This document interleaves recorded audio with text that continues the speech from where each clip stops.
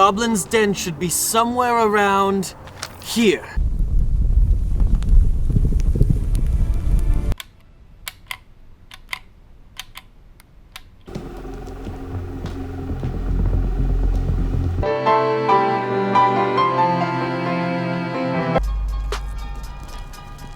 Hey, thanks!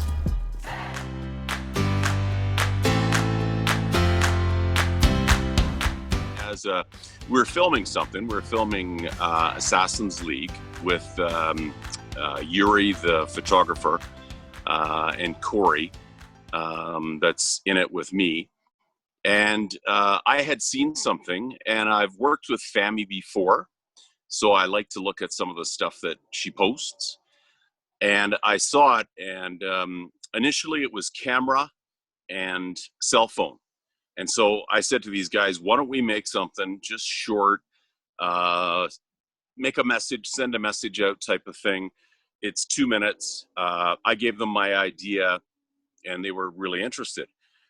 And then you guys dropped the camera portion and just went with cell phone. And so then I went, yeah, I'm not doing that. I'm not doing the quarantine cell phone, all this kind of stuff. And I went back to those guys who were filming again the next weekend. And they said, oh, no, that's great. That's even better. We'll get like an old Samsung. We'll get an old, and we'll edit the hell out of it, basically, is what they said. And put together something really good. So, and again, the idea of a festival, I've never really been involved in a festival before. So we thought that was great. And just a good opportunity to get a message out. So I'm not waiting around for the next extinction hoax. This one ends with patient zero. I'm not letting you go back there just to kill whatever it is. Stand down, Commander. Don't. I'm going to the crash site, killing anything that moves. Human or boogeyman. How challenging did you find the constraints of the competition, like the time constraint, as well as having to include, specific items and phrases? I had previously done some other 48-hour challenges, so I guess I learned from those experiences. What was a bit more beneficial was that the time was kept quite short, so 2 minutes. I was relieved it was only 2 minutes, because when I was doing the review of tapes and editing, then I would have to review the tapes less for a less duration. So I think it offers its challenges, but I think with proper planning, so it just took a lot of time to sit down, write the schedule. So it actually felt okay. Our biggest challenge was someone accidentally said the wrong line, and it was one of the line, I'm bored. The person said, I'm so bored. So we kind of had to scramble to find someone new last minute to fill in that spot.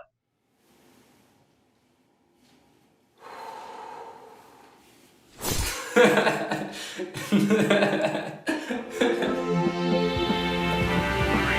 lady, just listen. Give me the purse and nothing badass happened. All right, just give me the purse. Hey!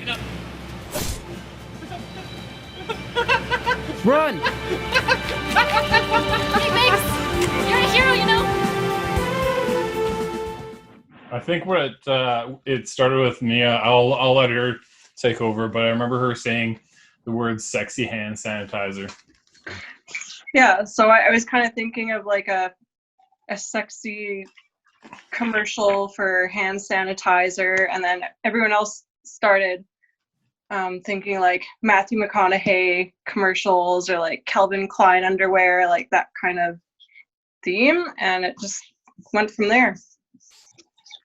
And Gregos, I should say, we're both named Greg, but Gregos does a great McConaughey. Yeah, that was the inspiration. We had almost a Cadillac car with us on the set that day, and we're like, maybe we can utilize that. Shout out to Drew for helping us out with that. Also Warren for your shovel and your hockey stick. A wolf's drive is to the ends of the earth, chasing her hair in between the season's breezes. And I'm bored of distance. That makes me the seeker of my divine empress.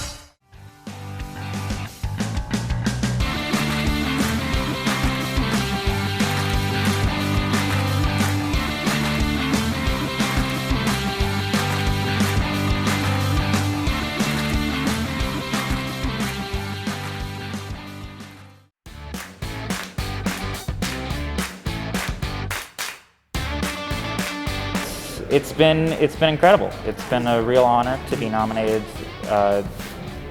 just at all, and to have it be right here in Edmonton where I grew up is extra special. Well, first of all, it was my first film festival, so I was very excited, and I really take it as observer. So to see how it works, to see the other movies, it's so inspiring. It's, oh my God, the creators are so good. To me, it's an honor to be here and to learn, because I have been learning here a lot. Oh, it's been great. It's my first year. This is the first time I've been exposed to it, so I only really heard about it last year with the 48-hour challenge during K-Days, so I'm very new to it, but it's been really good. It's been fun. It's been really exciting. Midnight Lady is a song that I wrote, a bit of a retelling or reinterpretation of somewhat of an archetypal lyric structure that we've seen time and time again in music throughout history, in tunes like Black Magic Woman by Fleetwood Mac, in Witchy Woman by the Eagles, songs like this that explore the sort of mystical and divine feminine archetype from a male songwriting perspective, and reinterpreted from the female perspective. And that was sort of the crux and inspiration for the song itself. And then Molly created the video to go along with that. Yes.